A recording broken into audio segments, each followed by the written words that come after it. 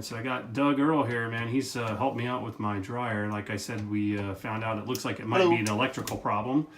And Doug was kind enough to come out and take a look at it for us because, like I said, I know how to do a few things around the house, but man, electricity is not something I like to mess around with because I really don't know what I'm doing enough. So I'm going to call in an expert. And here he is. He's says that, what'd you say, the readings looked like they were correct, or? The voltage read correct, but the connections inside the plug seemed like they were a little bit loose. Yeah. What can happen is, in that scenario, we read with a meter with no load on it. You can read like the voltage is perfect. Once you put a load on that, those loose connections can cause it to drop to zero. Okay. So that could have wreaked havoc with even a new appliance. Okay, so then I know when he said he pulled that off just a second ago there, that he was looking and some of those wires were pretty dang loose in there.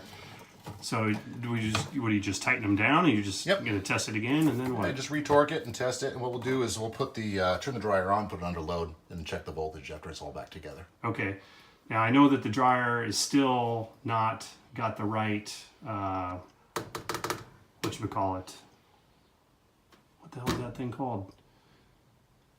You know, I can't even think of the damn name of it. We can pause the video while you think of it. Yeah, no, that's all right. I can always cut it or whatever. But I'm just saying, it's not a capacitor. What the hell is the name of that thing? Fuse? Fuse, thank you. Okay. Yes, the fuse. Is the fuse still blowing in the dryer? Yeah, it's still blowing, yeah. Okay. So I was hoping they would fix that when they were out here the other day, but they're like, well, it's not a problem with the dryer, so sorry. I'm like, all right, well, I'll try the electrical part of it first, and then if that's looking fine, then I'll get back to the dryer part of it.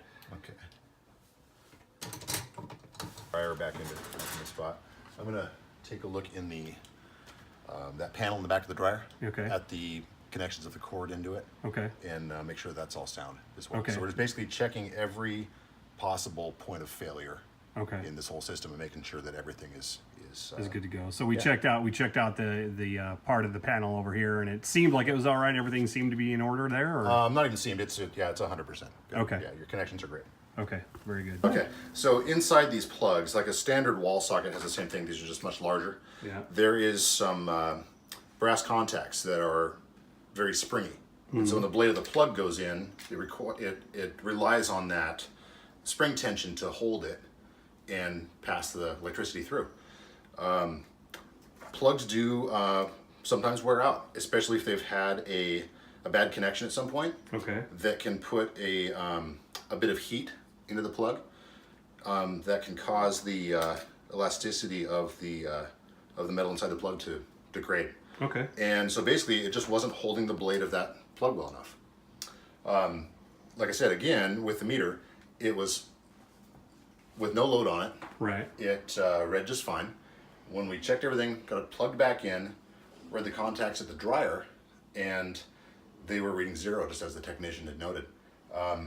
Pull the plug out a little bit, move it and turn it, and it could get a voltage reading. Okay. So that would tell you why your old dryer would work for a while sometimes and then stop wouldn't. working. Okay. Exactly. So simple as replacing the plug, and we'll have you going. Sweet.